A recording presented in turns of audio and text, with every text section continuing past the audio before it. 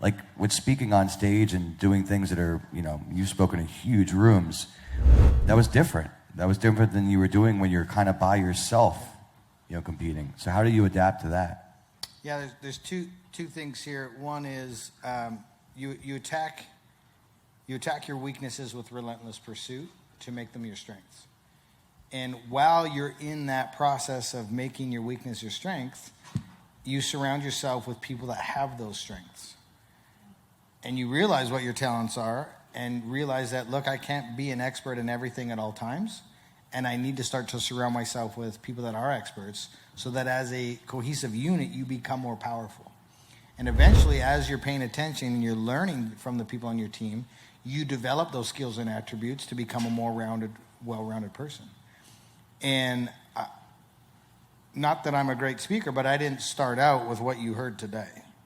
It was a constant evolution of me like panicking on stage and am I creating value and all these things. But I did a lot of reps. I made a lot of mistakes.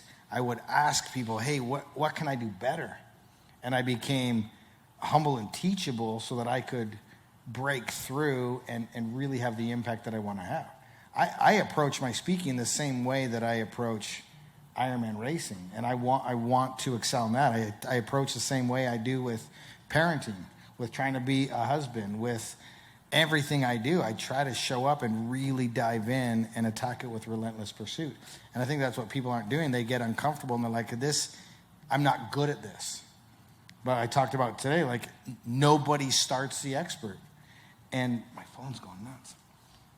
Nobody starts out the expert, and you just have to again show up and put people around you, and all of a sudden you're one of 7 billion people in the world. But it was a decade later, and you're like, holy cow! That's an amazing moment to realize and experience.